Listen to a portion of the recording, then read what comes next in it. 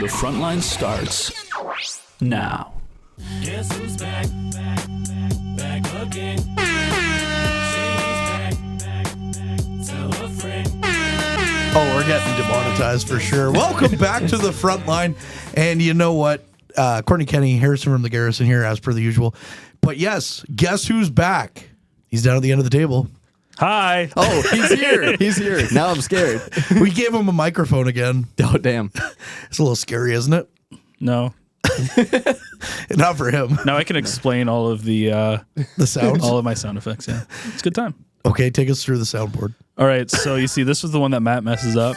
I could do that for hours. That's a good one. But get the air horns ready because the Powassan Voodoos are going to the NOJHL finals. Let's go. Oh, that's what I'm Oh, doing. my God. Oh, my. There you go. What? Why are you guys laughing? What? Immediately crickets.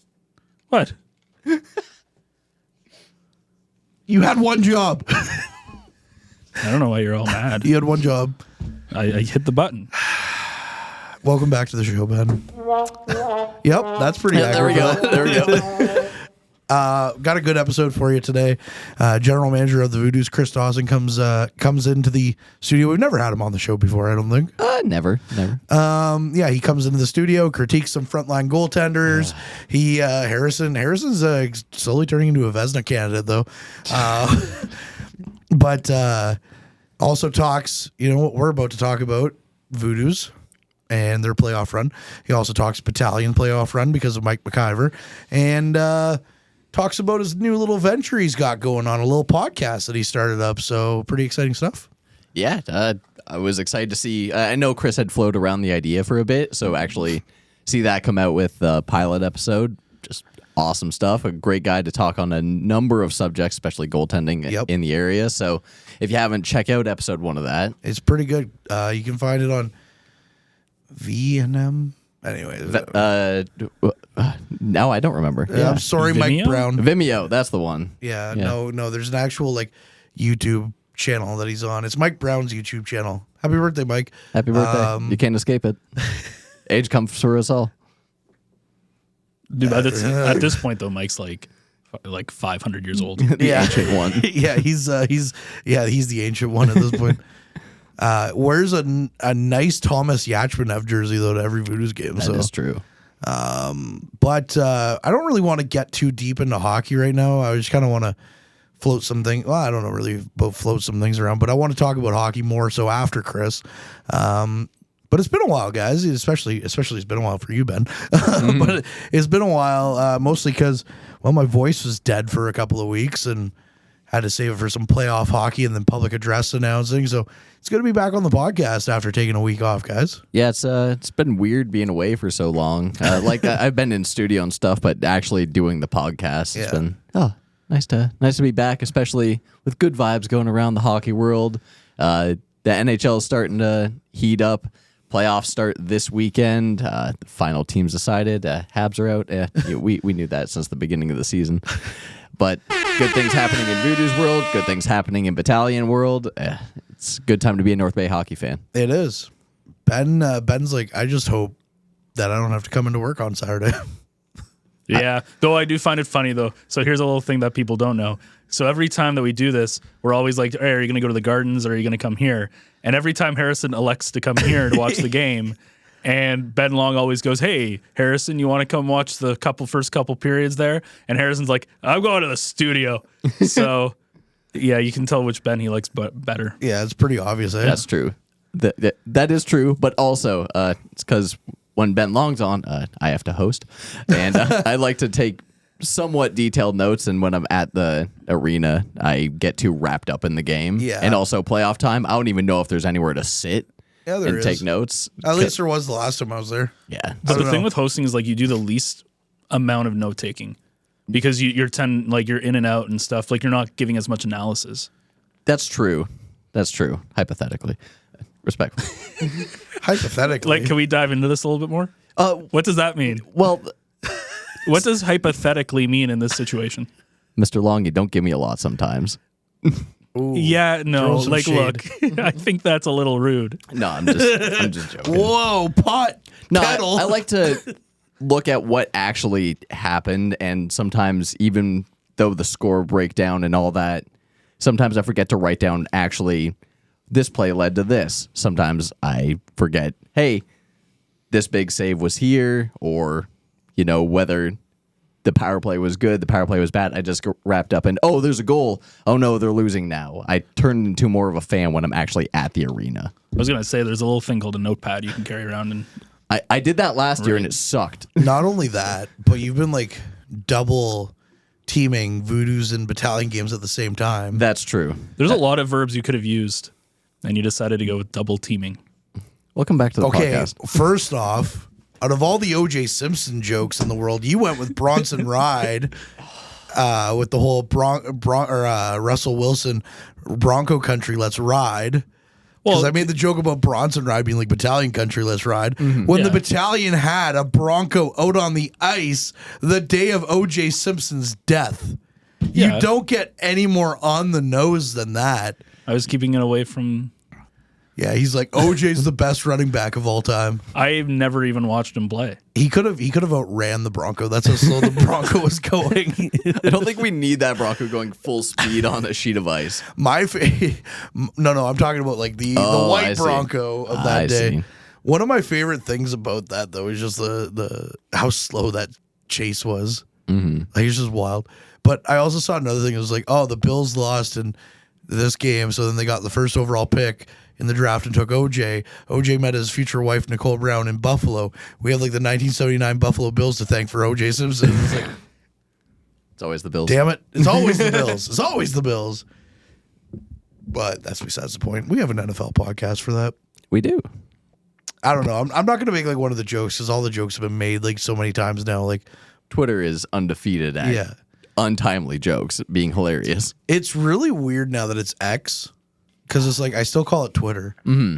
But like it's technically X. But X just sounds stupid. It's like HBO Max now just being Max. Yeah. All the streaming, all the social media, trying to like go back to minimalist stuff. And Yeah. I kind of get X because like that was the original domain name for PayPal. Yeah. When Elon started that. So I kind of get him being obsessed with that letter or whatever. It's still stupid, but Yeah. I kind of understand that. Yeah. Max is just dumb. It's like, why? Yeah. Why? Now, I love him or hate him. I don't know how you feel about this guy, but Conan O'Brien just did Hot Ones. It's so good. First Oh, off, but yeah, he like calls. That's where like it came in my head about the whole Max thing because he just calls it out. He's like, "This is stupid." Yep. And he's got a show on Max. And he's like, "This is stupid." Yeah. I feel like Conan's earned like throwing out whatever the heck he wants to at this point. Conan can just say whatever. Yeah. He's fine. But I wish I was Conan O'Brien. The amount of money I'd have right now. Well, Oh my gosh. you wouldn't have to worry about anything. Yeah. If you were Wouldn't have Conan to worry O'Brien. about Ben Sargent at the other end being a producer. True. Yeah. If you were Conan O'Brien, you'd be doing your own podcast. Yeah. I wait. Wait, no, never mind. Kortney Kenny needs a friend. I don't have enough. Wow. Cassie, our intern's laughing at me now. Do your homework. Yeah, do your homework. This is a good place to do it. Unlike Snapchatting while you're on the podcast. Yeah, at least she's not on her phone this time. Use a pen and paper like God intended. Or what was the last thing where she was like talking to you, asking you about your Pepsi? Yeah, when we were already on air. Yeah. Gee. Anyways, with that being said, we will throw to a commercial break here, and we'll hear from Chris Dawson on the other side of it, and then we'll hear from more of Ben, Harrison, and myself after Chris. Average Joe's Eatery and Patio Bar is North Bay's only year-round lakefront restaurant. On the shores of beautiful Trout Lake, we have been serving delicious food and stunning views since 1999. Indulge in one of our delicious menu items, or simply sit with a cocktail in hand and watch the beauty of Trout Lake before your eyes. Check us out online at averagejoes.net or visit us in person at 3501 Trout Lake Road, North Bay. Hey there, I'm Mike the Financial Advisor. When you strip it down to its core and you take away all the industry jargon, I help people solve financial concerns. So if you're concerned that you'll never save enough to retire comfortably, or that your kid is going to graduate post-secondary $40,000 in debt, Or maybe even that life is going to take a really unfortunate sideways turn and somebody is going to have to open a GoFundMe page for you and your family. I can help you prevent all of those things from happening. If you want to see how, you can find me on Facebook, Instagram, and TikTok. Just do a search for Mike the Financial Advisor. You should find me. You rely on your vehicle to take you to the places that matter most to you. So bring your vehicle to the team you can rely on to keep it running at its best. Dave's Automotive Services. Whether you're getting your car or truck ready for the season with a tire change, making sure you're safe on the road with an inspection and certification, or doing your due diligence to keep your vehicle in tip-top shape with regular maintenance, Dave's Automotive Services has you covered. Expert troubleshooting, quality repairs, and time-efficient labor are the 3 stars of service you can expect when you bring your car or truck to Dave's Automotive Services at 411 Airport Road. Call 705-478-5544 and book your appointment today. And we welcome you in to another segment here where we bring in a guest who's never been on the podcast before whatsoever. No, I'm just kidding. It's Chris Dawson, the Voodoos general manager. And of course, we have a bit of a new venture for Chris to talk about here in a moment. But we got to talk about the hot ticket item right away since this is being recorded on a Wednesday. Tuesday, there was a Game 7 up in Timmins. Thursday, there will be a Game 1 when this episode comes out in Sudbury. Why don't you fill us in what happened on Tuesday night, Chris? Pretty exciting stuff for your Voodoos. Yeah, first ever Game 7, and it certainly came with all the drama that you always hope for a Game 7, and typical of our squad up in Timmins. We fell behind early, but didn't let Timmins get too far ahead.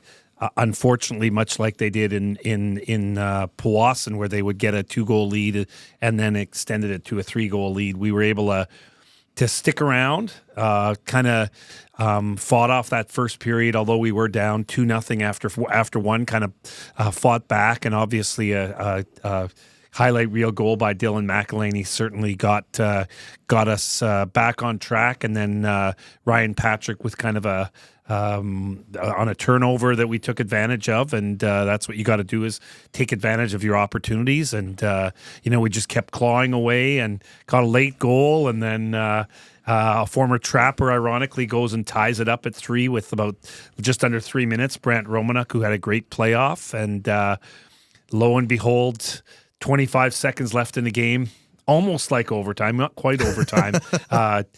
Zach Turner gets on a turnover, some great work by Ryan Patrick, gets a puck over to Ryan Turner or Zach Turner from a spot that he loves, and he took a quick release, fooled Boivin, and the rest is literally history, I guess. How many times have you been as a general manager to the NOJHL finals? This will be the 4th time. 4th time? Yes. And you've won twice? Correct, yes. Okay. Well, we're hoping to make it a 3rd time here. Hopefully in a week or two, depending on how long the series goes. But you got a tough opponent with the Cubs. You had a tough opponent with the Timmins Rock. I think going into that series, not many people had you guys pegged as the favorites, obviously. So what is it about Timmins? It feels like there's the east. There's always a road through Hearst, Powassan, or Timmins, and of course you two met up in last year's playoffs. They swept you, unfortunately. Does it feel good to kind of take some revenge on the Rock? I don't think it's really revenge. I think it's trying to find our way back to where we were. I think after COVID, we had a really good team in 2019-20, and had to take a leave of absence when a number of the other teams still had players around. So I think that kind of put us a step back. Obviously ended up having to make a couple of coaching changes, and 2 years in a row we got Peter and Hardo and Josh Dale all, have the same group for more than a season. This was the first time since coming out of COVID when we had Mark Lafleur for 1 year. So I think that there was a lot of continuity and a lot of players that like the coach want to come back. Sometimes when you have a player for a season and then you have a coaching change, there's some uncertainty. It's almost like getting traded. You don't know what it's going to be like. So some of them would maybe want to be traded to another team or go somewhere else if they didn't know the coach and it's all brand new again. So obviously we had a lot of guys returning that were pretty sour from getting swept, and I think a lot of them remembered that, especially playing Timmins, and kind of a little bit of deja vu when we won our championship in 2017. The following season, we had a really good year. and ended up getting upset by Timmins when we were the defending champs. So now we've kind of did the same thing to them, and it's always very hard. This league is becoming so competitive now, but we kind of turned the tables and did the same thing. We were the underdogs, and we ended up beating the defending champs. So it's a pretty good feeling, but a lot of respect for that Rock organization and Brandon Perry, and they've had a great season last year, but that's one of the toughest things is to repeat. So. All right. So one of the weird things, because we like to follow playoffs, is really easy to follow weird stats. Like last year, the Battalion and Barrie in second round, the team has scored second, won every game, right? Obviously, I think you know where I'm going with this one. The away team won every game in this series. How strange is that no team played into the home ice advantage? And it kind of worked out in your favor that Timmins had quote-unquote home ice advantage in this series. I joked with Peter and Hardo after the game, and I said, would you like me to book our games 3 and 4 at the MAC? It is very strange. And, Ryan Leonard, who, ran a great program in Cochrane, he's now in the CCHL with Renfrew. He put a social media post out, praising us for beating Timmins in one of the toughest barns to win games in. And that certainly has not been, like I look back now since COVID, I don't think we've won 4 games, maybe in the MAC the past, since we came out of COVID. So that's 3 seasons. So, that certainly is a feather in the cap of our players and the coaching staff, and certainly the belief that our players had in that we could do it. Well, I mean, you go up to Hearst in the first round where they're pretty rowdy and they got about 800 strong. Then you go up to Timmins, or you go there, it's pretty rowdy. They had, I think, 1,700 people was the announced attendance last night. Like, that's pretty quite the stage for these guys. So for them to come out with the victory's got to be very impressive just on that stat alone, to even go up to Timmins and get 1 win.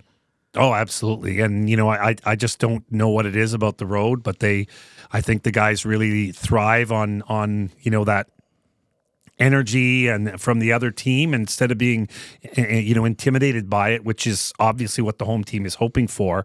I think our boys are kind of thriving on that right now.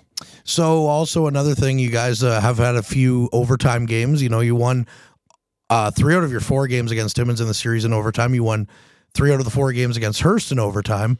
What is it about the Voodoos that just when it gets to crunch time, and I mean, we'll even throw in game 7 here where, again, it was down to crunch time and Zach Turner pots the goal. What is it about your team that, you get down to crunch time and it just seems like they just bring out their A game?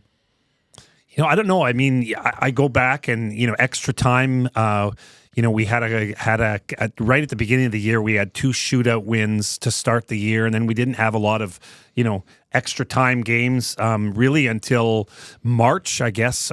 We had the one game where we went to a shootout and Ray Smith won it in Sudbury back in on Family Day weekend. But, we had that really important game trying to catch Hearst that was a rescheduled game in Powassan on a Tuesday, and I think it was Carson Ricci scored an overtime goal then in March, and that kind of was the first step in our success in overtime. So I really can't put a finger on it, except for the fact that just the belief that everybody has. They believe in themselves and they believe in the team, and the confidence that they have that they're going to be the ones to score the next goal. And credit goes to Daniel DiRoccolo, who's had a up and down season a little bit, and he has certainly taken his game to another level and has made some game saving stops in overtime too. So when you combine great goaltending with solid defense and a lot of confidence up front with our forwards to score, it's a pretty good formula for success, I think. All right, let's look ahead a little bit. Tomorrow, Thursday, with the day that this episode comes out, he'll be game 1 against the Greater Sudbury Cubs. What are you looking like? What do you expect out of this series? Because over the past couple of years, Sudbury's kind of had your number a little bit, and I don't think it's anything different for the players. You've been quote unquote the underdogs in both series so far. So far, now you're going to be going into this one as quote unquote the underdogs again. What are you expecting from this series? It'll be a little bit different. Obviously, the biggest change that we'll have, strategy-wise, is the fact that when we're on the road in Sudbury, we're going to be playing on Olympic-size ice compared to, the smaller surfaces at the MAC and in Hearst. So certainly that's something that we'll have to deal with. And they have a lot of speed up front and a lot of skill, and so certainly we need to make sure that we're able to gap up and make sure that they're not having these odd man rushes and these stretch passes on the bigger ice. So, which has been a bit of a challenge for us in that rink before. And, certainly even at the showcase, when we played them in the showcase, we ended up playing on the NHL side rink that we beat them at the beginning of the year. But we have had some success. So, we just... I think we have a lot of still want to keep proving people that, this is a pretty special group. Since the series is starting off in Sudbury, how much Degusta do you think you're going to be ingesting? I don't know. Probably maybe we'll get in there on Friday night. We'll see. So, pretty good restaurant. Give it a little shout out. Coming home though, how hungry do you think the guys are going to be after not winning at home in this series against Timmins? How hungry do you think the guys are going to be for games 3 and 4 to get a victory in front of their home fans? Oh, I think they'll be pretty hungry. I think our guys were pretty disappointed the way things have, unfolded at home. So certainly I know that there is a lot of interest in Sudbury's a lot closer than both those places. So I expect there's going to be, we don't have any ticket restrictions for Sudbury fans at all. So Sudbury fans will be able to get in to our games, just like the Voodoos fans. So I expect a lot of fans in a packed building. So it should have a lot of atmosphere for both sides on Sunday and Monday next week. Yeah, looking forward to it. I know we were talking about this. It's the first, you touched on it right off the hop, the first Game 7 in Voodoos history you guys just took down. But you yourself seem to be Mr. Game 7 when it comes to general managing. Why don't you give us a little brief history on your Game 7s here in the NOJHL? Well, we had a real young team in 2011 when I was with the 11-12 with the junior trappers, when we had an amazing coach named Tom McCarthy, and we fought and beat a team that was favored. The Sudbury Cubs, ironically, was the team when they were still called Cubs back then, and they had changed communities a couple times, Rayside and stuff. But they were the Sudbury Cubs, and we beat them in 7 games to go to the finals against the Sioux, and lost to that team. And that Sioux team actually ended up winning the Dudley Hewitt Cup and actually went to the TELUS Cup. So we certainly were disappointed to lose in the finals, but we lost to a team that was the Ontario champion. So they were a very good team. And the following year we took a 3-1 lead against the Sioux Thunderbirds in the NOJHL final with Coach Tom, and let them creep back in. They won a Game 5 in North Bay at Memorial Gardens, and I remember us literally having to call the bus right from the rink. We got to get going because we got to go to the Sioux for the next game for Game 6. We go Game 6. We go to overtime in that game, and the Sioux score to force a Game 7, and then of course Game 7 happened, and we ended up having an amazing game by Greg Dodds, who went on to play at Western and played some minor pro in the ECHL, and he was a machine and a beast in that game, and won the 3-1, the back-breaking goal by Brandon Jank from who still lives in Huntsville and we keep in touch with, had that big goal. And I remember putting my cheering, and I literally knocked my glasses off my face when I was cheering for that goal that scored with like 2 minutes left as the backbreaker, and we won that game 3-1. You can't complain too much, especially when it's a Game 7 in a final. But I mean, last night's Game 7 had all the drama. Like you said, it was 2-0. And it got to a point where it was 2-2, and I remember sitting on the couch there and thinking to myself, regardless of the outcome, this is just another great Game 7. Absolutely. Like, it's not one of those 6-0 Game 7. One of the teams rolled over and died. So both teams played hard to the end. Chris, I wanted to talk about a different playoff series that's going on, but you still have a bit of a vested interest since it's your former billet son. Cash Money, Mike McIver in net for the North Bay Battalion, and he's absolutely just taken off in these playoffs. I mean, I would think that anyone that watched the Trappers last year would say they're not that surprised, but absolutely playing great. He's played great in Sudbury, kind of killed the beast last night in Sudbury, his house of horrors, so to speak, at the community arena. What do you think of Mike's play so far and how the Battalion are doing?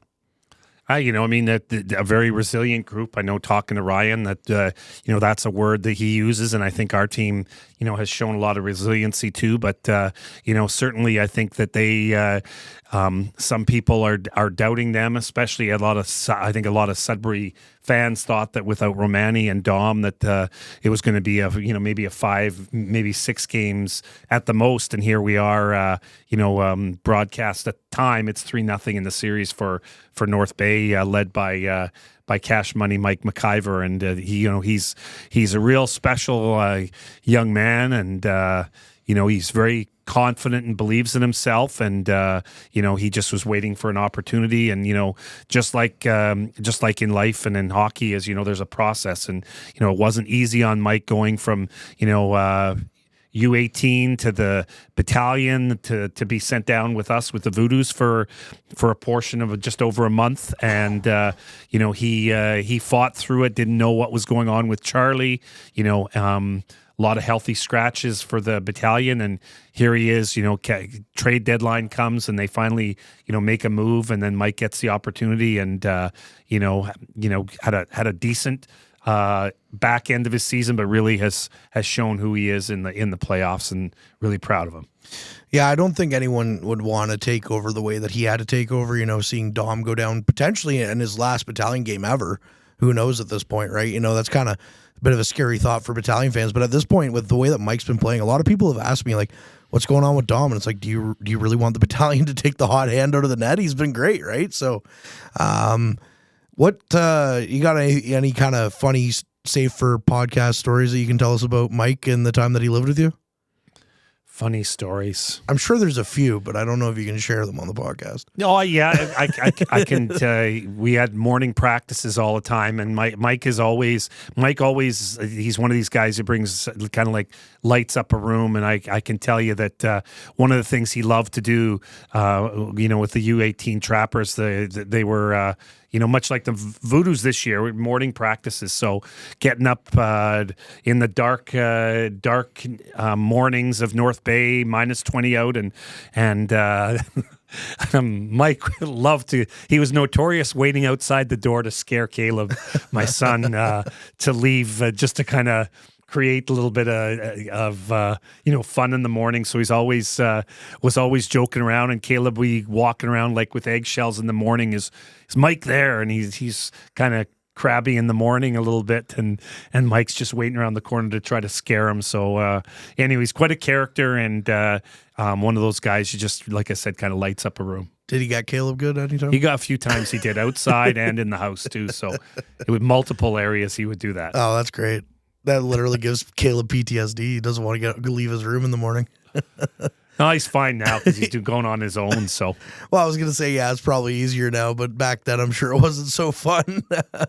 Worked out though. I mean, boys got a championship last year. Now both of them are going for a championship this year in the respective leagues. So that's kind of neat. So, Chris, the other thing that we wanted to talk about while you're here is you got a bit of a new venture started up, another hockey podcast, in the market, which of course, great to have, because local hockey and what you guys are bringing to the table is something that we want to have. Of course, your co-host isn't here today, but that's kind of because we were here to talk Voodoos specifically. But why don't you let us know what you guys are up to, you and Dr. Rob Graham. Dr. Rob Graham, yeah. Well, we've known each other since the 90s. Our kids grew up on the same street together, and Rob's had a passion for goaltending, much like myself, and so we, this year we ended up doing a couple of he's a goalie coach for the Trappers, and I ended up doing a few of the broadcasts with the Trappers with Rob, and we got to talking about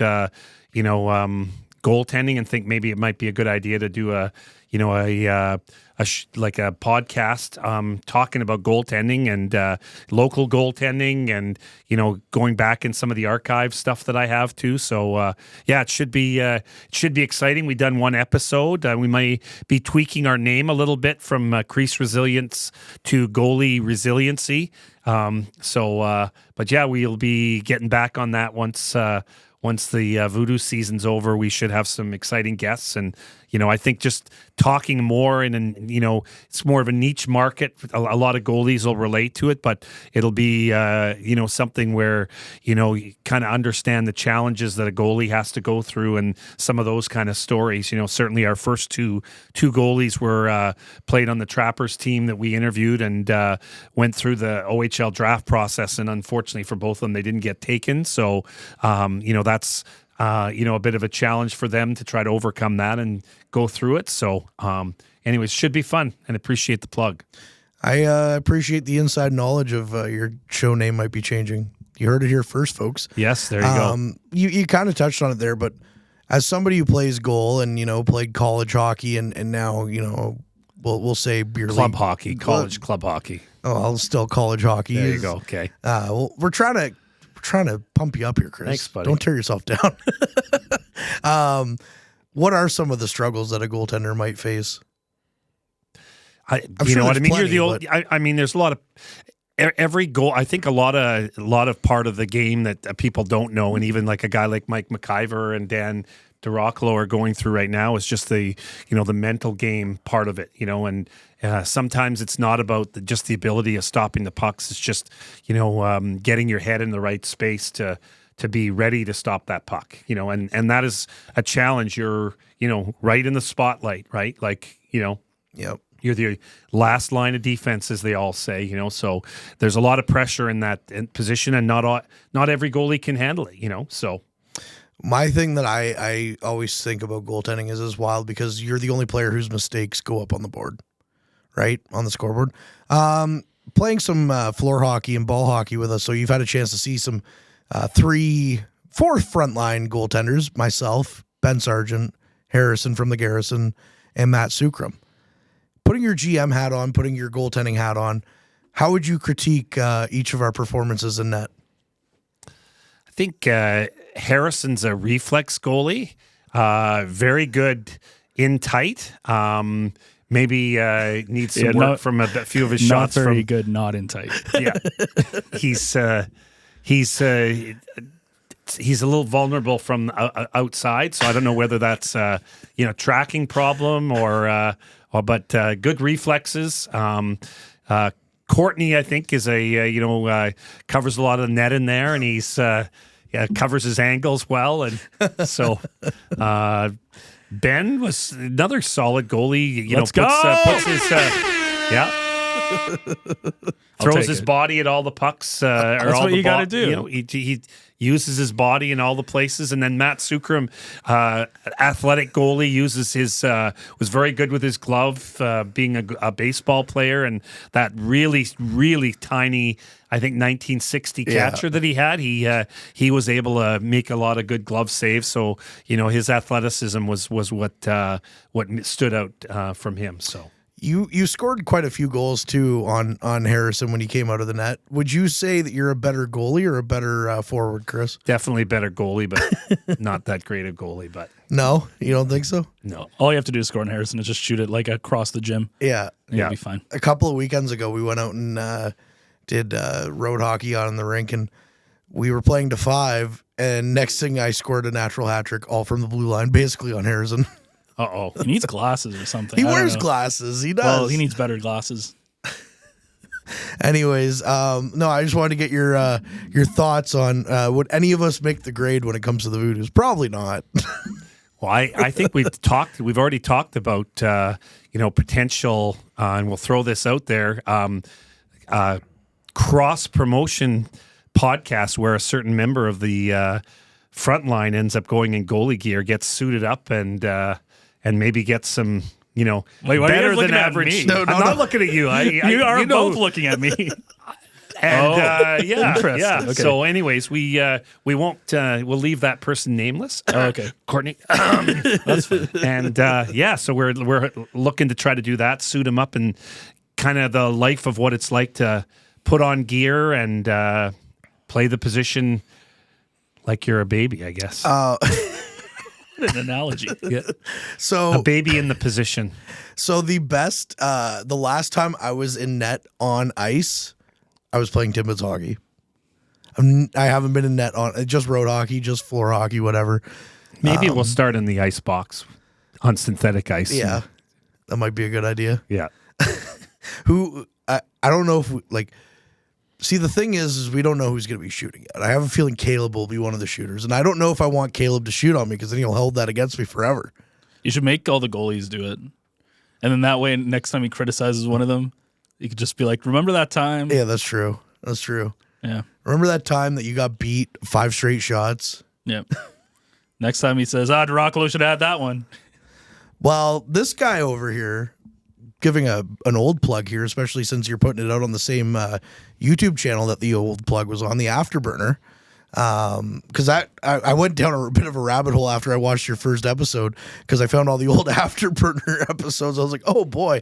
But anyways, somebody over here put a goalie helmet on me and started hitting me with pucks from the side. Probably the best day of Chris's life, actually, to be honest. Yeah, we're just trying to test it to make sure that that you were framed properly. Yeah. We kept giving me some more pucks. Right Very to the therapeutic. side.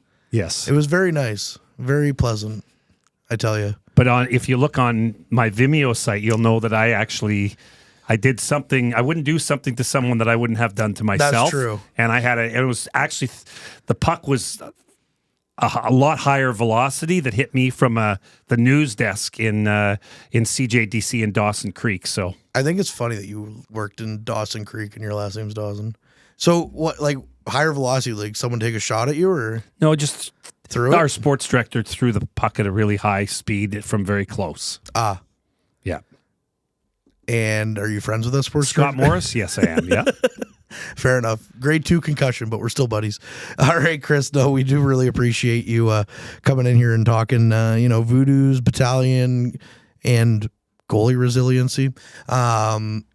Looking really forward to seeing how this series against the Cubs plays out. I'm really excited to call some NOJHL final action. In all my time around the team, you guys haven't been here, so it's exciting stuff. Yeah, I mean, especially after the great year we had in 1920 and we weren't able to see how far we could go, because of COVID, which was unfortunate. So, yeah, we'll see what happens. I mean, not to say that I'm a bad luck charm, but up until this year, you were 0-8 in East Division final games since I started working around the team. So I'll just leave it at that. So I'm pretty happy that you got 4 wins this year. Anyways, thanks so much for coming in, Chris. We really appreciate you coming in and spending some time with us. Thank you very much.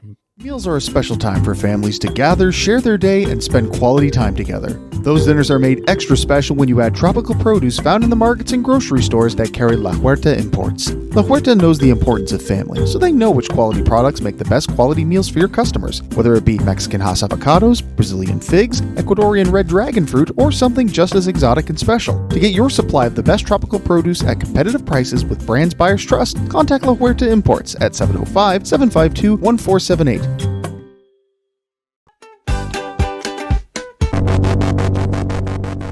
Barry! Huh? I told you not to be scaring the customers. Hey, Barry! Come on in for a bite. And bring Brianna with you. For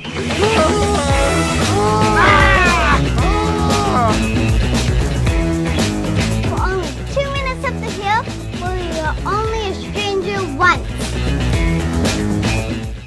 Ready to embark on an electrifying adventure? Look no further than the Mitsubishi Outlander, available in gas or PHEV, the SUV that redefines excellence. Recently awarded the best midsize utility vehicle in Canada for 2023 by AJAC. This bold and sophisticated SUV delivers advanced performance, safety, and tech, plus peace of mind with its standard super all-wheel control and the best warranty in the business. With red-hot deals and plenty in stock, your award-winning drive starts with the Mitsubishi Outlander.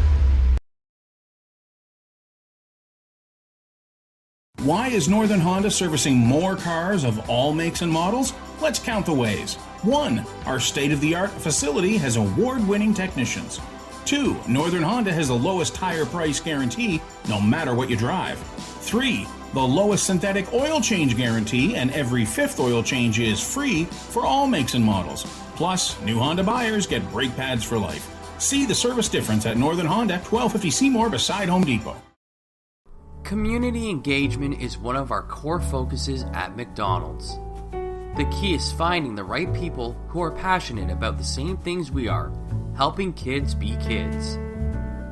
McDonald's proudly supports local organizations such as the North Bay Regional Health Center Foundation, Big Brothers Big Sisters, One Kids Place, the Children's Aid Society, and Ronald McDonald House Charities. Stop by McDonald's on 1500 Fisher Street, North Bay to see how we can serve you and the community every day.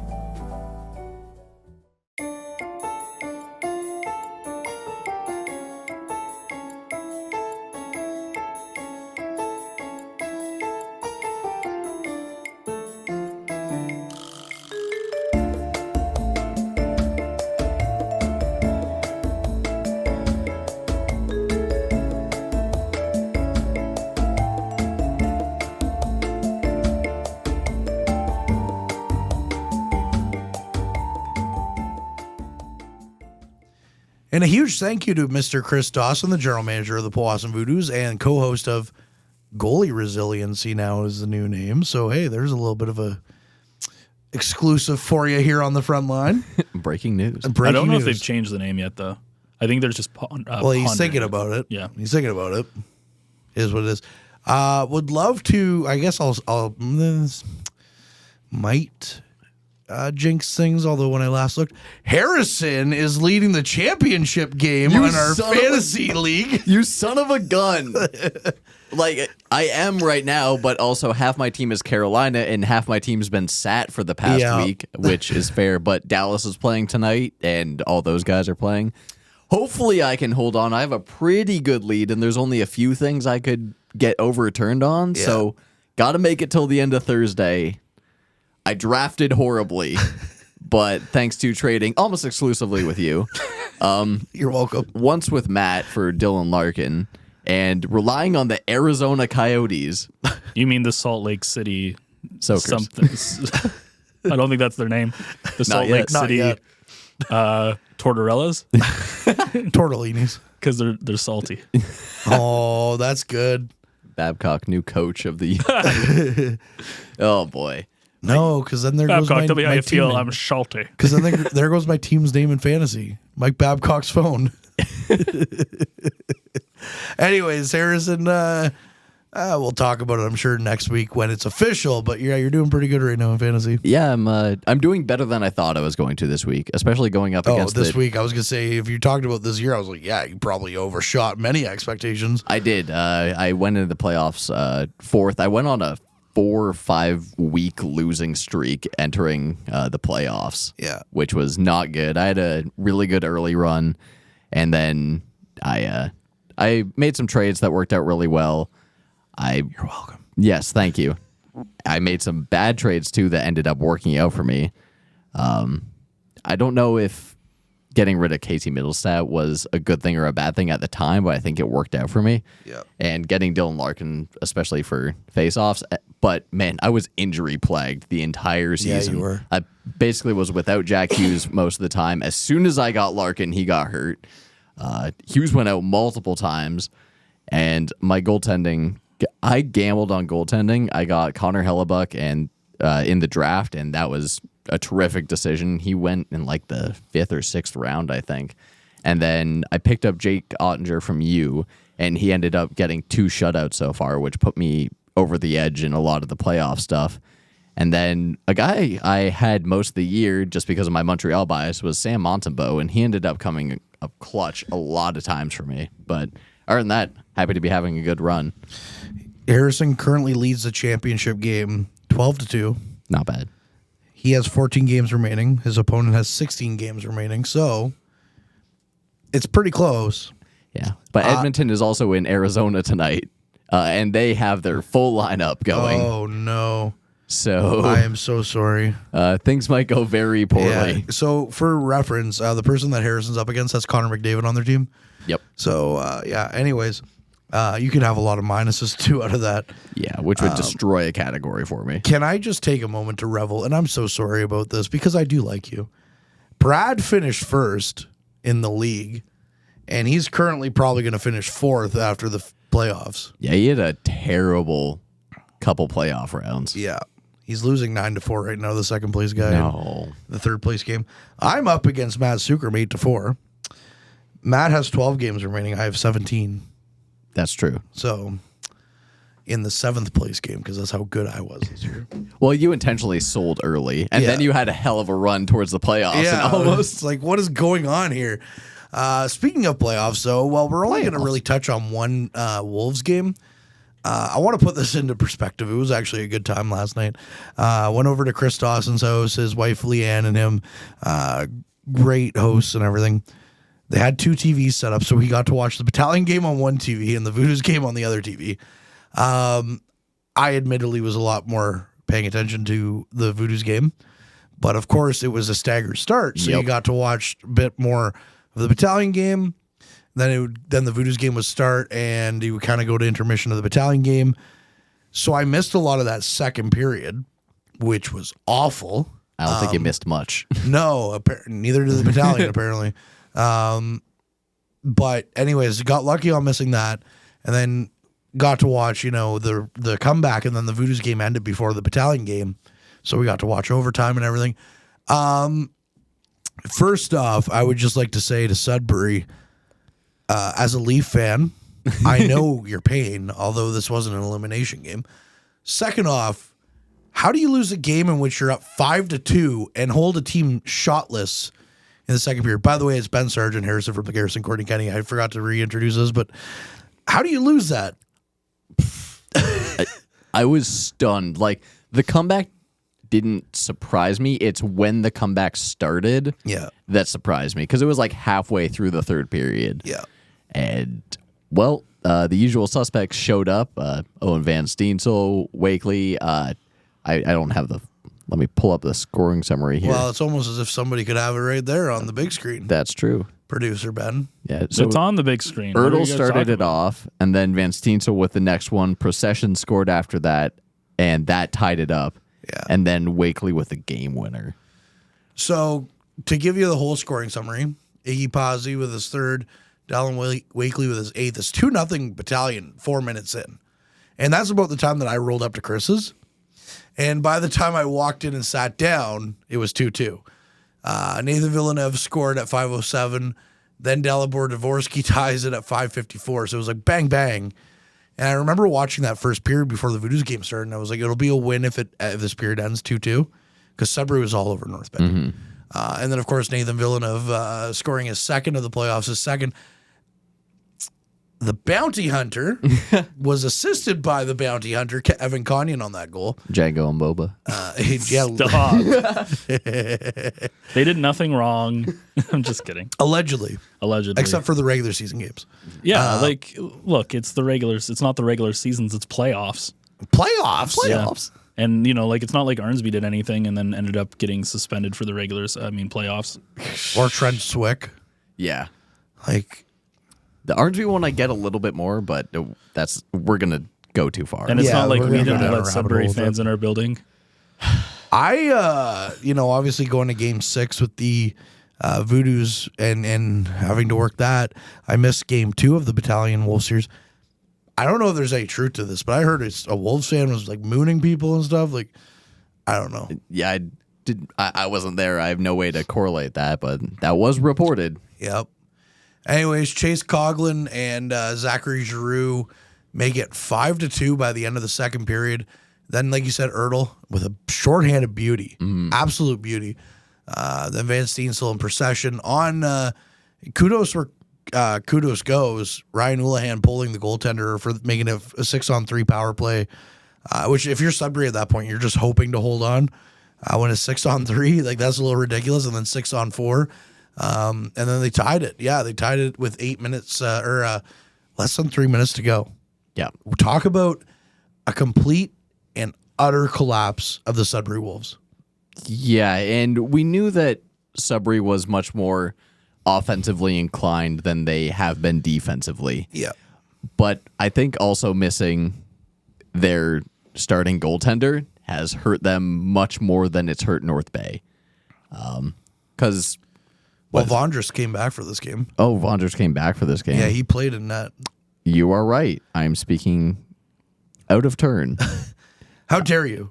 Wow. Who do you think you are? I am. Uninformed. Who do you think you are? I am. Yeah, you guys didn't think I had that one on a hotkey, did you? I assumed. Did you know that Ben has that on hockey? I had no idea. What? Who do you think you are? I am. Now I know. Now I know. See? It's on a hotkey. I have to make it replay, though. And anyways. Yeah, it doesn't work as well as the horn. It's because I don't have it set up properly. I don't know what do we pay you for? You don't pay me. That's true. Let's keep it that way. Keep you below the poverty line. They keep you coming back for more. Oh my gosh. I don't know if that's how that works.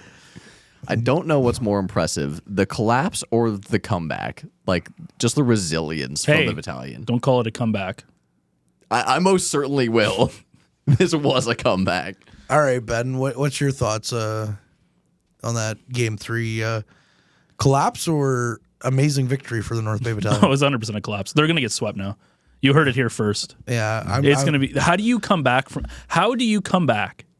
from being up 5-2, giving up no shots in the second, to completely messing it up at the bottom end of the third period, going down 3-0, and... Yeah. I don't know. I'm inclined to agree with... I don't know if it'll... I hesitate to say sweep because sweeps are so like... They're going to sweep. It's going to take a lot. I think that is a backbreaker of a game, though. Like, that kills you if you're the Wolves. Like, and okay, a lot of the Wolves players, like, don't get me wrong, I'm a big fan of David Goyette. I think Dalibor Dvorsky's got a bright future ahead of him. Don't really have much to say about Villeneuve and Konyan because of, well, things. But they also kind of carry this attitude about them that Quentin Musty embodies. Yep. And that's everything is everyone else's fault but mine. And that's kind of the vibe. And don't get me wrong, Quentin Musty is a super talented player when he's actually playing hockey and playing hockey. I love Quentin Musty. I think he's a great player. I think he's got a bright future in this league as well. But when he starts to embody that attitude, the whole team kind of gets around it. And this is the type of team that, to me, is going to crack under that. We just collapsed. Yep. We had a chance to have the lead of the series, and now we're staring down elimination for at least the next 3 games, if they get to that point, or 4 games. I don't think they're going to get to that point. I think it's done in a game or 2. If they don't sweep them, they'll win them in 5. Yeah, there's no way. Oh yeah, that's what I would say. And if you look at who they shut down, and we talked about this on the after action report, Dvorsky, Musty, and who's the third one? Goyette. They've scored like a combined 4 times in this series or something like that. Dvorsky did score in this one. That's what I mean. Like, I think if you look at the past game, I don't know off the top of my head. I think it's something like they've scored a combined 4 times. Yeah. Which means that you've given up. I think each of them have scored once. Yeah. Or Musty hasn't. I can't remember. But they've shut them down. That's my point. Yeah. And so they've had to rely on 2 guys who allegedly could, depending on who you are talking to, could or should have not been playing. You know? I wonder who those are. Oh, they're Cognan and Valny. Django and Boba Fett. And you got to wonder about, like, I think the mentality outside of gameplay has got to be the hardest part. Because at least in the first 2 games in North Bay, Sudbury looked like they were trying. Things weren't going well, but they were trying different things, putting the effort in, and the troops were shutting them down more effectively. Yeah. This was a messy game on both sides, but especially that third period, it looked like they didn't care. But this, yeah, exactly. But this, through 40 minutes of play, you were the better team. Mm-hmm. You were effective. You were deadly. And then just you took your, I'd say more than took your foot off the pedal in the third. Yeah, you parked the car. Yeah, you were just like, oh, game's over. They're not coming back from down 3. And historically, the Battalion had never. Mm-hmm. But here we are talking about a 3-0 series lead for the Battalion. The reason why I hesitate to say sweep is because I've been in that Sudbury arena And I know that we can just talk about, they collapsed here in front of their home fans. But I've been in that Sudbury Arena when it's rocking, and it's a scary place to be if you're not a Wolves fan or a Wolves player. Yeah. Well, there's a good thing there was no Battalion fans there then. Yeah, there was like 3. Yeah. I wonder why. And those are the ones that are be like, hey, my friend lives in Sudbury. Can I use your address to buy tickets? Like, well, there is a full fan bus going down for the next game. Yes, which is, and one of my coworkers is going too. They're very excited because they're like, we couldn't get tickets to game 3, but got tickets to game 4. I will say this though, there was a pretty loud cheer when the Battalion scored. So yeah, I mean, well, because there's still the family members that can go. That's true. Like that's the thing. Okay, so we might as well get into this topic as someone who's called hit piece with Bay today, but and then we'll move on from this. But I know you and I talked just before Harrison showed up, Ben, about this, so I kind of know your vibe. So I'll go to Harrison first. Should the Wolves do what they're doing with the tickets, or should they have the tickets just free and open? I don't disagree with having maybe a limited window where your fans can go and get first shot at like it. Pre-sale or something. 48 hours before is ridiculous. Yeah. Because, yes, for Sudbury North Bay fans, sure, that's not too long a drive. It's an hour and a half. But it's still an hour and a half at 7 o'clock. Exactly. And most people work till 5 on a weekday. And even then, a lot of people from out of town want to be able to come from the surrounding area, even if you're not from Sudbury. Yeah. Because it's not like it blocked just North Bay addresses. It was you had to have a Sudbury one. No, actually, really? Chris Dawson told us if you had like a Corbeil address, you could get in. Okay, well that's good. It was then. literally they just blocked North Bay. Okay, then that's scummy. That's scummy, specifically blocking North Bay. So that's where it's kind of like a gray area. But my thing about it is I understand the want to have your home fans in there. If you're worried that your home fans aren't going to show up, then you're going to do what Sudbury did. Not to say that there's not enough Sudbury fans, because that barn, again, when it's full, is scary. Every team has to put aside a certain amount of tickets for fans of or family members of the players on the away teams. Why the hell can't you just be like, we got a 4,500, seat arena. We'll put aside 300 tickets. Yeah. Or something like that. Ben, just your thoughts on this as well. Yeah, so I don't see, this is the thing. Like, I would do it the way they do it in soccer, which is just like, because of the big rivalries and stuff. Yeah. They literally just have like a section that is just for away fans. Yeah. Right? So all they have to do is like, why won't they just allocate a section? Like in like Good Gardens, you could allocate like, I don't know, section 7 or something. Yeah. And then you sell those tickets. And then if nobody, let's say nobody buys them within 24 hours of the game, you open them to general admission or something. Yeah. So then anybody who comes up to the gate who doesn't have a ticket can buy one. But that way it's like, and then you don't have to worry about when you do pre-sale, because you just have a section and then all the fans are together and it's just easy. And then it's also easy to monitor too if there's ever any issues, because you can, at least you can have like police presence or security presence in that area too if you think it's going to be bad. And like, let's face it, it's Sudbury North Bay. Things can happen. Yeah. And it's better if they're kind of in one area than dispersed. And then it just fixes everybody's problems, and then everybody, gets their way. Yeah. Because when they do the fan bus, they buy tickets in the same section anyways. And it's not like saying stuff between fans is like out of left field. Stuff happened between the North Bay Barrie series last year. So like that was a fan and player. Yeah, exactly. It's not even that, but also leaving that Barrie game. Yeah, in game 6, I forgot about that. With the bus and all that, there was incidents. So it's not like we're saying something to like stoke some sort of rivalry or anything. No. It happens. Yeah. And I mean, I get it. We've all been there where we've been emotionally charged about a hockey game or something. It kind of is what it is. I've definitely never sworn on air or anything. But anyways, yeah, no, it's just that's what's great about playoff hockey, but at the same time, don't be a dink. Mm-hmm. Like, but at the same time, I will say to this guy that was giving trouble at the Battalion fan bus, you guys lost the next game in game 7. Where are you now? Oh, you're hitting the links. Yep. Darn. We buried them. I will say,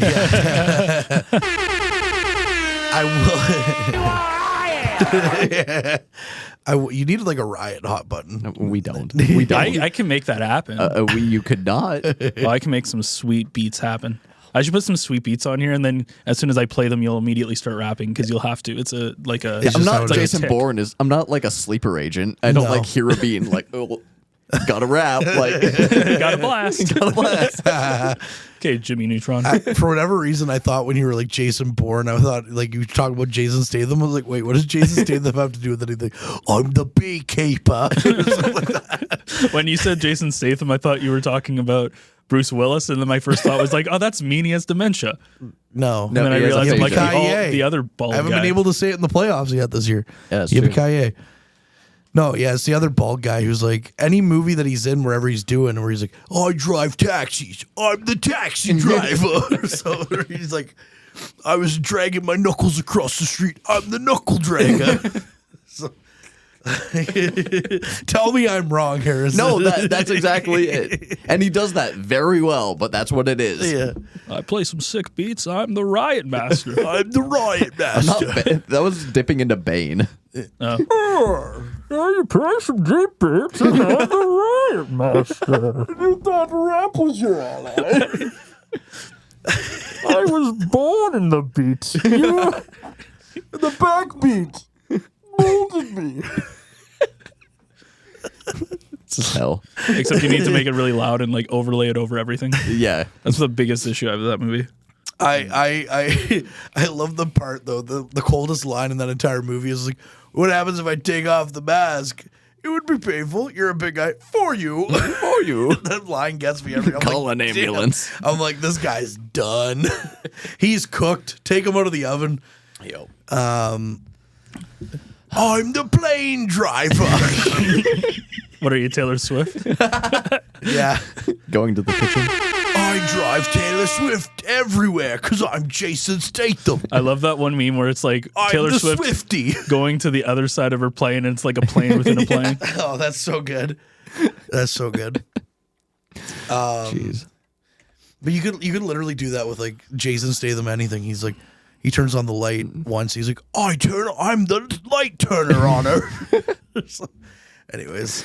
Well, there goes all three of our British listeners. Yeah. Sorry. Yep. That was a pretty. But good even though Jason Statham's Australian, I know. So I'm the Australian. It sounds like a bad British accent. That's kind of what Australia is. That's true. I am That's Jason true. Statham. How dare you? I'm the guy who beats up Harrison. That's true. And then I rap about it.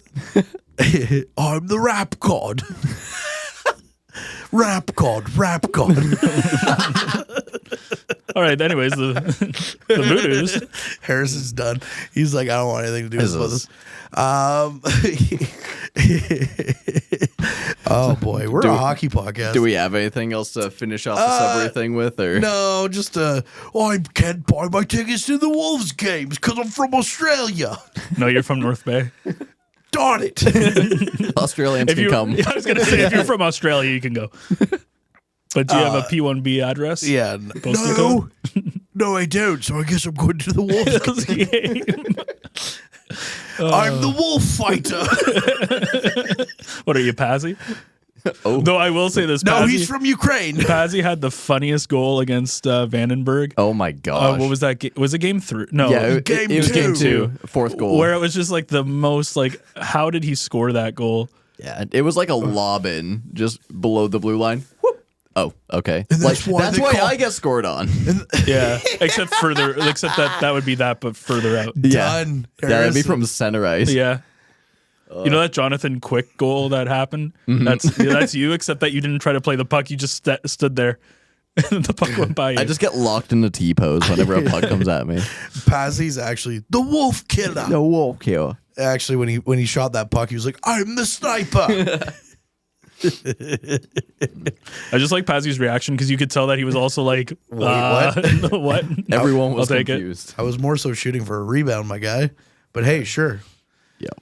I know we've talked about this before on the podcast, but talking about your goaltending is just really funny. The second time that we went, when you had that Atlanta Flames like goalie jersey Oh, on, yeah. because you were like a flying squirrel Yeah, out there, my flying squirrel outfit. and the puck, like the ball would like go between your arms, and it would just die because it was so much like jersey. I don't know why goaltenders don't wear wingsuits. Yeah, It works very well. It's probably not regulation. Who cares about regulation? I care about W's, which I still don't get, but still. Yeah, that's true. Yeah, I did better this weekend. Yeah, you did. Credit where credit's due. Harrison did pretty darn good. Freak. We had an inline puck. It was it was an actual puck. I could feel pain. Because like the pads, not just the mental anguish. Yeah, let's not. Oof. But like the pads covered everywhere except for like right here. Yeah. Before the glove, there's that area, and I would just like keep trying to catch the glove, but I'm just missing barely, and it would just smack me in the wrist over. Like I was good, but it was like, okay, nope, maybe not. Yeah, I bet you that felt pleasant. Yeah. Anyways, moving on to the real reason why we're all here. Oh my God, Ben. Nah, he's doing too many jobs now. He's producing, he's talking, he's hitting sounds. Who do you think you are, Ben? I am. There we go. All right. So, familiar script for Powassan up in Timmins here. Timmins scores first, Harry Clark. I don't think Powassan scored the first goal of the game in any of the 7, Harrison. I can't remember one. I think everyone was down at least one goal. Yeah. So Harry Clark scores his 10th, 3:08 in, and it was like, here we go again. Lucas Lowe gets his second. It's now 2-0 Timmins, and we're like, okay, here we go again. And then guess what? Alex Case takes a penalty with 19:28, so 32 seconds left in the period.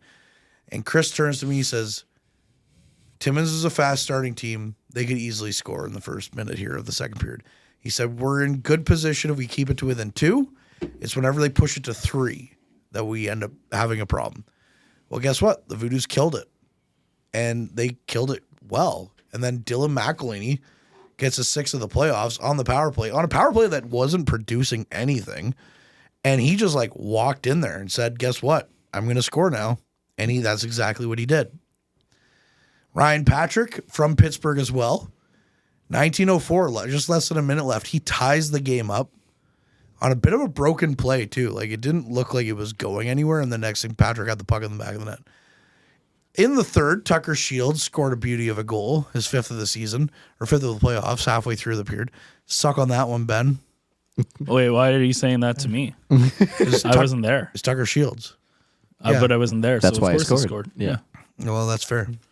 Brant Romanuk, the former Trapper, as Chris mentioned, with his 8th as a 16-year-old in the playoffs. Good for Brant Romanuk.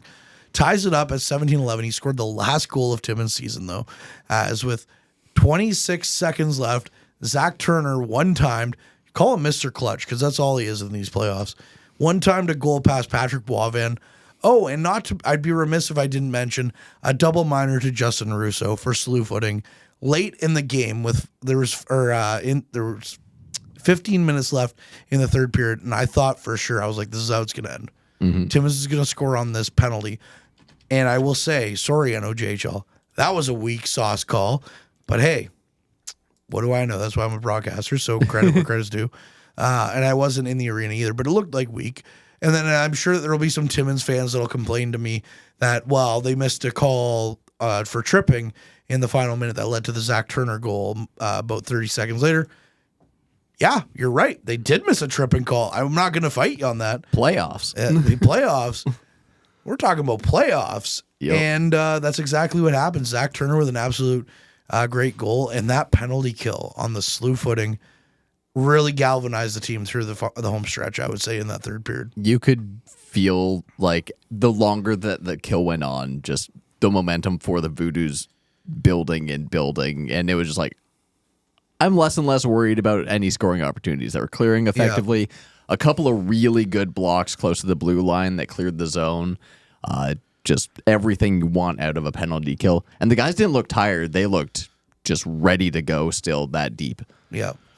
It kind of sucked when Romanuk tied it, especially because there was less than 3 minutes left. And I think everybody in our group chat, and I think everybody in the arena and everybody that's a fan of the Voodoos was like, we're going to overtime. Again.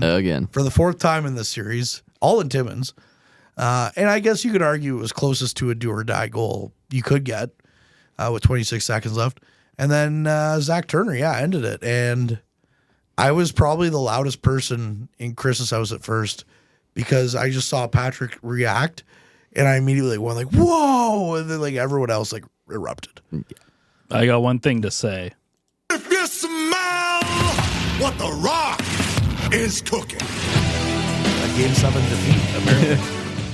Yeah, I get it because it's the rock. The Timmins, they got rocked. I really wanted. I couldn't find it. I You really got wanted rocked. to take a video of us like with a sledgehammer, like breaking rocks or something. Do like the Office Space thing, but like with just a bunch of rocks. Yeah, it's not. Yeah, it's the printer where they keep kicking it. Oh, that's so good. That and you know what? The Voodoos could smell what the rock were cooking, and it wasn't home ice wins. And it's their first Game 7 win. Yeah, isn't that wild? Ever for the Voodoos, which is crazy. When you brought that up, I was like, really? Throw any of it? Yeah, no Game 10 7. years. Wow. No Game 7s. I mean, even if they didn't win, though, you got to give them credit for going at least 7 because the last 2 years it was like, oh yeah, they got like swept. sweep. They lost in 6 to Hearst coming out of the pandemic. Then they swept against Timmins last year after beating Hearst. And then this year, again, I thought it was going to be the same, not the same script where Timmins was going to sweep. I know we said dues in 6 on the podcast, but I was like, I would not be shocked if Timmins took this away from Powassan. I don't know. I said Voodoos in 7 with Turner scoring like with 6 seconds left. So I don't know what you're on. Yeah, I would like to confirm that. Yeah, thank you. Thank you, Harrison. He was in the room at the time. This is real. Well, Harrison's fired. Freedom. Oh, darn it. W is Bring a him free back.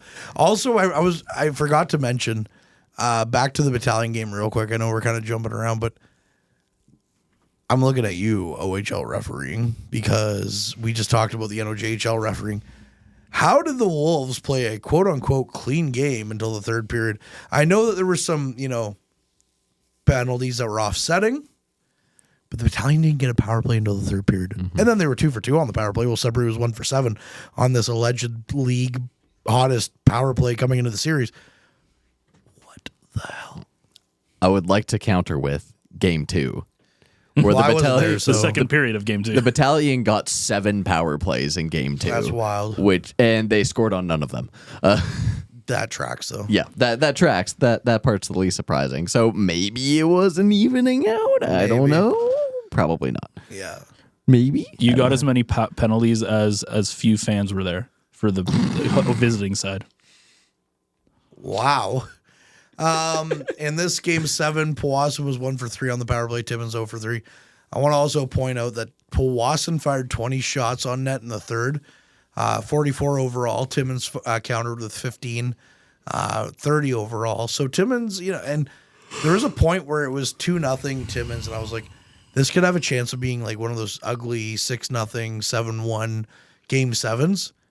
Honestly, and I would say this even if Powassan came back and still lost by 1. That's a Game 7 for the ages.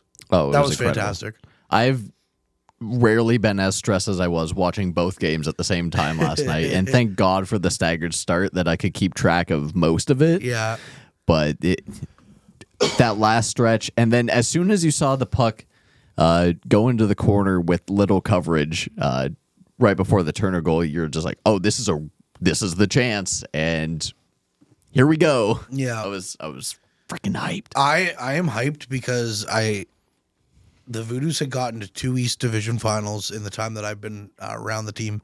2018-19, they got swept by Hearst. 2019-20, they didn't make. There was no playoffs.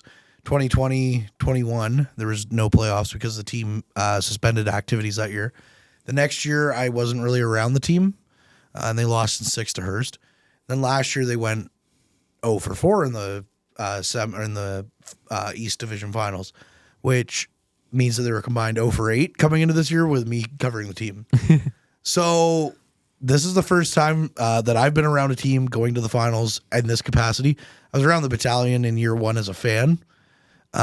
So I am really excited for this. Like, yeah, the Voodoos are probably the underdogs coming into the series, but I'm just so excited that it's like, let's go. Like, this is exciting. This is the matchup that we fantasized about. Yeah. We were just like, oh, Sudbury Voodoos, what if it... And let's be honest, we didn't think it was probably going to happen. No.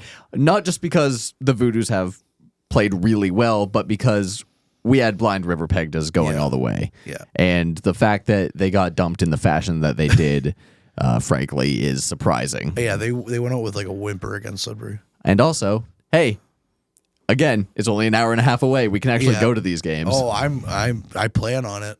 I'm beyond excited about this. Even if it's like a quick series, I'm still excited that just to be a part of it. Just what I'm also excited for, not to toot our own horn, Thomas Mercier is calling games for Sudbury. We're calling games for Powassan. This is arguably two of the better broadcasts in the league. Yep. So the fans kind of win too, so I'll give them that. Yeah, it'll be really good for. Hey, this is great for the NOJHL in general, having strong teams. One a more dominant story in the West, one kind of a more scrappy. I wouldn't quite go as far as saying underdog, but an unexpected finals view, and then you have two different styles of play with a built-in rivalry because the amount that they've played each other. Voodoos, towards the end of the season, started to have Sudbury's number a bit. Yeah. And the last game that they played against each other in Sudbury was definitely a heartbreaker for the Cubs. Yeah, well, and there was like some fiery temperatures too on the ice a little bit. But Ben, I wanted to get your sense. I know you haven't really been around the Voodoos this playoff run, and that's kind of by design for Tucker Shields. But I wanted to get your sense, though, that we're staring down the barrel of an NOJHL finals, and your thoughts on the enormity of that. Of just being in the finals? Just covering a team and the Voodoos' accomplishment to this point.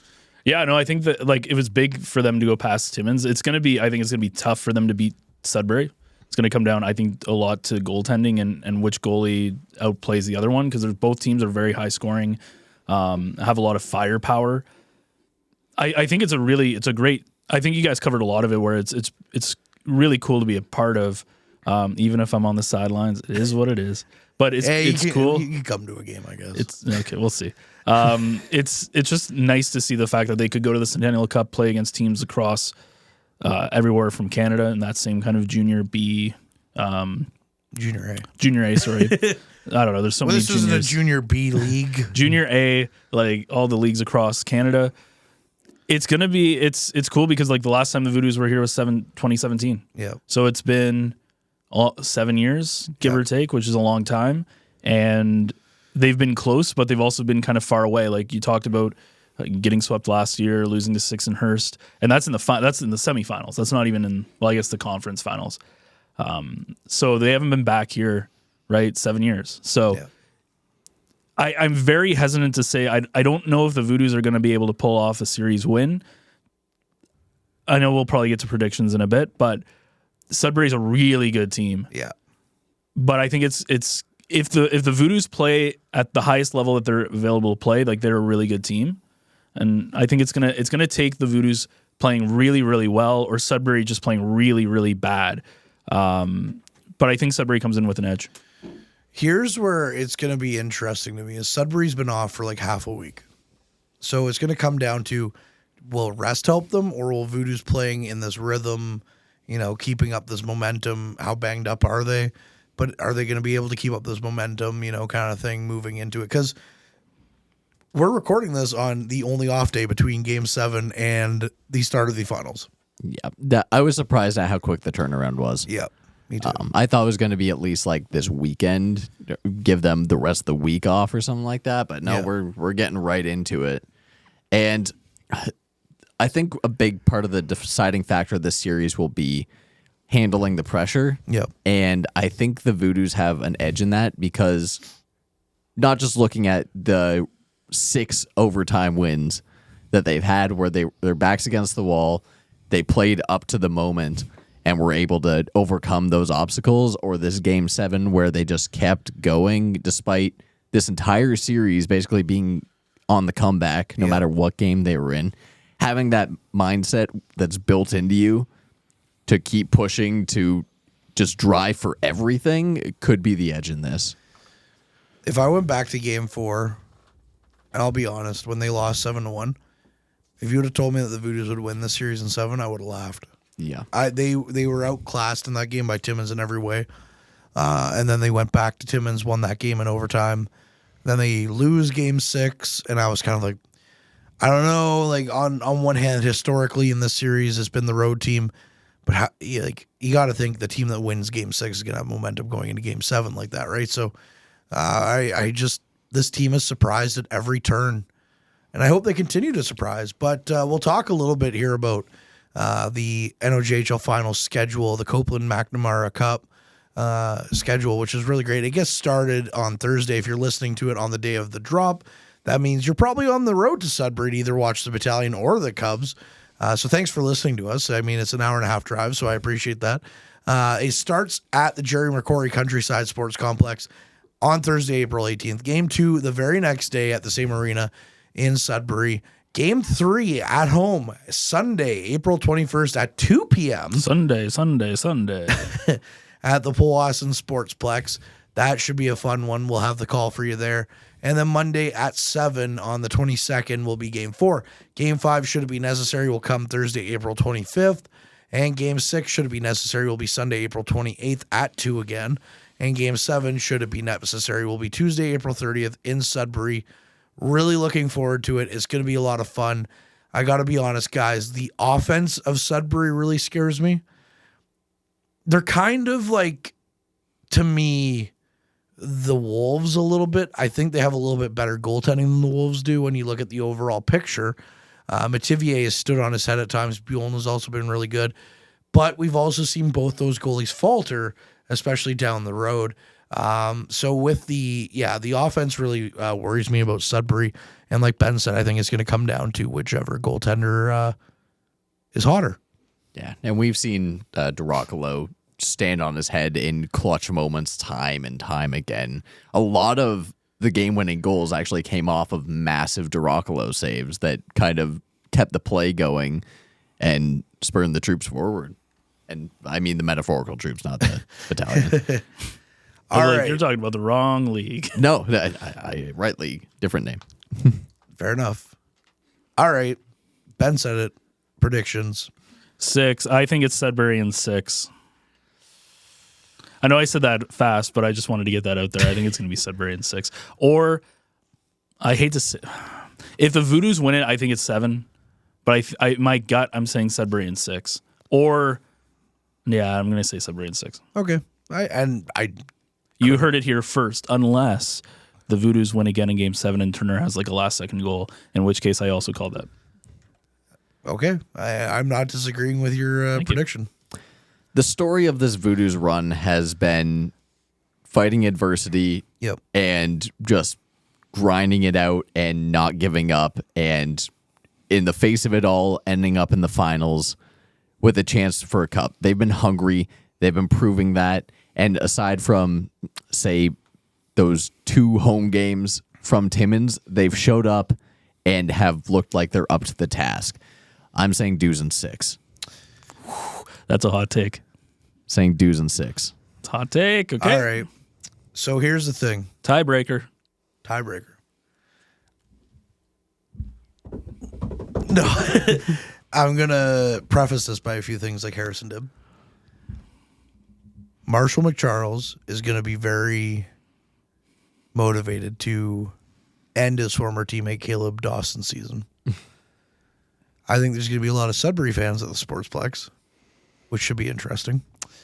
If we let them buy tickets. That's true. I think, like I said, that offense of the Cubs scares me. It is terrifying. Lines 1 through 3, what they can do to you. They also have a former Voodoo player as an affiliate in Caden Long, who was pretty good for Powassan last year. I think the Voodoos have been counted out plenty of times this year. I think the Voodoos in this playoff run have been counted out plenty of times, and they've overcome the adversity. From our first episode this year in featuring a player, Tucker Shields sat right where Harrison's sitting today, and he said the point of coming back this year is to win a championship. Obviously to get a scholarship, and he's done that as well. Every player that has sat in this room has said we're winning a championship. Caden Dubroy, sitting in a dressing room in French River after the final game, said we're winning a championship. That's it. That's all in my post-game interview. Voodoos take home the championship in Game 7 against Sudbury. With a Turner goal at the last second. With a Turner goal at the last second. No, it's my prediction. You can't steal With it. a Caleb Dawson hat trick. pucks just find him, man. Yeah, they do. Just find him. Ships just find him. I wouldn't be shocked if this series goes 5.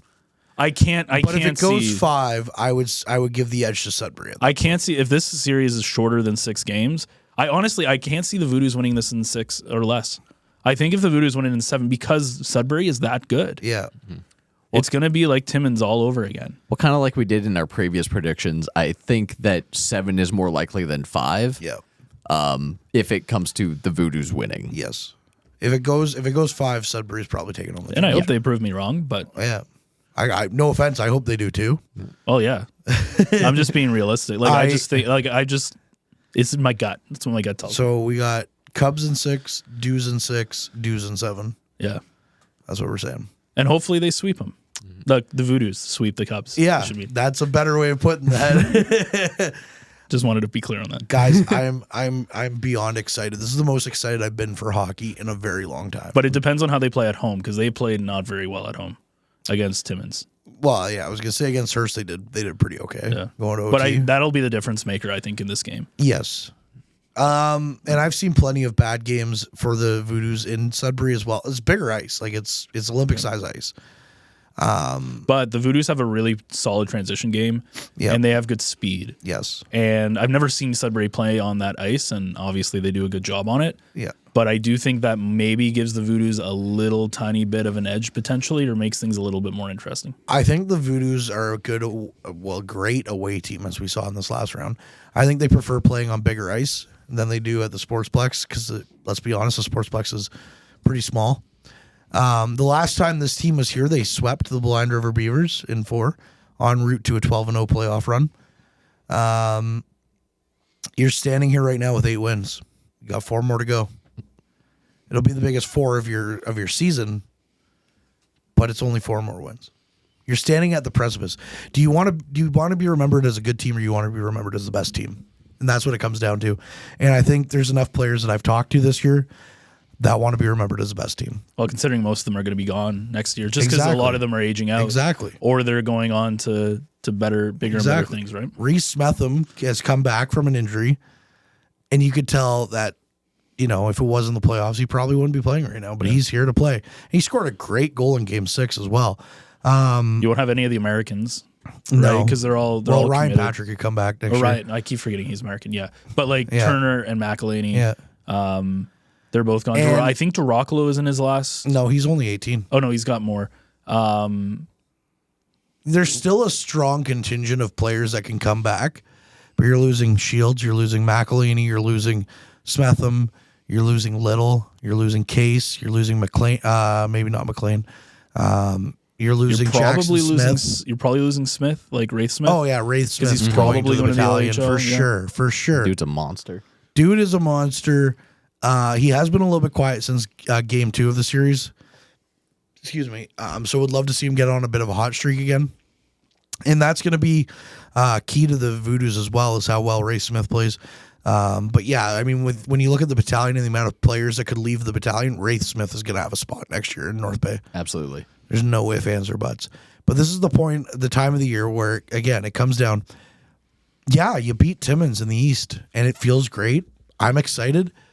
I was, absolutely enthralled by the whole game last night, everything about it. As of Thursday, what have you done for me lately? Yep. It comes down to these 4 games, or these 4 victories, and do you want to get to the top of the mountain or not? And I think they have horses to get to that top of the mountain. I think Sudbury has a lot of roadblocks that could be tough to overcome. I do agree. But I just think it's great. And I will go back to a moment after Game 6. Anybody that will ever sit here and say that this team doesn't care is sorely mistaken. After Game 6, Dylan McElhaney was sitting there where 2 weeks ago, Brad Brooks was standing there on this little bench, shaking the glass at a McElhaney overtime winner. And McElhaney was just sitting there with his head down, losing Game 6, staring at the unknown of I could be playing my final junior game in Timmins on Tuesday in Game 7. This team cares. There's players like McElhaney who are character guys. There's young guns like Dawson and Dubroy and Russo that have stepped up. I think it's time. I think you got to do it. Yeah, if it's going to happen, it's going to happen now. You never know when you might be back to this point for the young guns. Right? So and you got guys like Russo and Dawson too that have championship pedigree. You know, they won a championship last year with the U18 Trappers. So anyways, now they've kind of brought down the mood a little bit. It's probably a good time to wrap things up. Welcome back, Ben. It was good to have you back for your first episode of the podcast. Thank you. It's been a while. Who do you think you are? The guy who pushes the buttons? I am. You are the button guy. He's pushing buttons all the time. That's Ben. Da-da-da-da-da, Ben. Play some rap. No.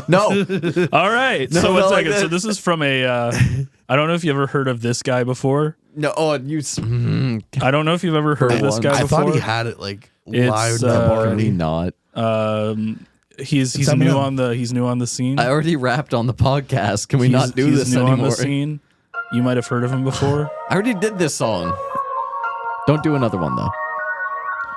Oh wait, you want me to do a different one? No, there's this one. It's called Waterfalls in Space. This was like the first song I did. Okay, How well, do then it better be waterfalls in good. space work? I was thinking more like a nebula. And, NA Mythos says fire with a fire emoji. yeah, he's probably like a Call of Duty guy. I don't know. This other guy You're a says Halo drop guy. a bond. Yeah. How can you have Call of Duty guys commenting on yourself when you're a Halo guy? Okay, to get even more cringy, at the very end of this podcast, I let's started go. learning to video edit by doing Call of Duty trick shot montages. Ooh. Oh yeah. Were you the one doing the trick Yeah. shots? I He did. was the oh my god, mom, get the camera, kid. I did not kiss a girl for a long time. But Long did you do time. the trick shots or were they? He's Other, 38 I years did old. them, and I did the editing, and no, He's but 38 years old. they were your trick Haven't shots. kissed a girl. Okay. yeah, it wasn't very good, but it was what it was. Were you the oh baby a triple? No, because my parents would yell at me. Why are you yelling? Remember how we got Jess to do the intro music for this podcast? Yeah. Well, I don't know why we didn't just get Harrison to do it. Wow, poor Jess. Should have. Well, I don't mean that in like a negative way. I just mean in a, you know. I have like extra beats that could be used as stuff if like we actually need that. Oh, It was, we always need that. Is somebody calling me? How dare you have your cell phone on during this podcast? I know my mom's tried to call me twice. Cassie's Oh. Snapchatting me. Is she actually? No, I don't Oh. have Cassie. I was gonna say, first of all, why do you have her on Snapchat? I do not. Why are you Snapchatting during the podcast again, Cassie? To Harrison, who's sitting across the, I'm trying to do a show here, damn it. and he's sitting right across from you. You could wave. Cassie. Yeah. Hi. Sorry, 1 second. How excited are you for the NOJHL finals? Very excited. I was like refreshing the page all last night constantly for the end of it. So she Dedicated. didn't. So wait, That so she is doesn't dedication. have a Flow Hockey account. She didn't pay for a Flow Hockey account. You don't even pay rent, or you don't have a car. You have money. You can spend the whatever handful of dollars. It's like a cup of coffee a day.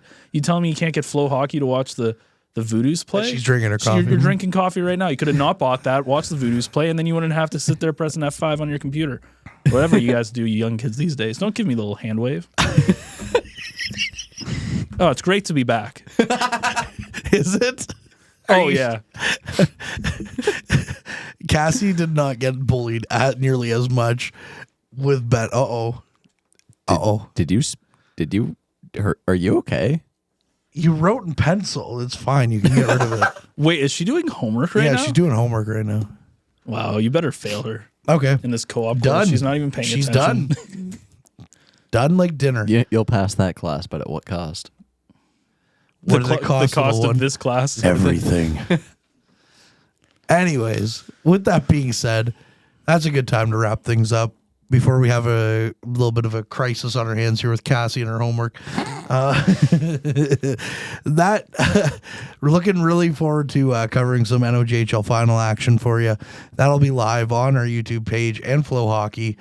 Should be a good one. Regardless, and I'm sure we'll have some social media from Sudbury as well at some point during these games. So he's Ben, he's Harrison, I'm Kortney, she's Cassie, And as always, you can catch the podcast wherever you catch your streaming devices, wherever you stream your podcasts, and also on YouTube. As always, keep your eye on the Frontline. And Cassie, keep your eye on your homework.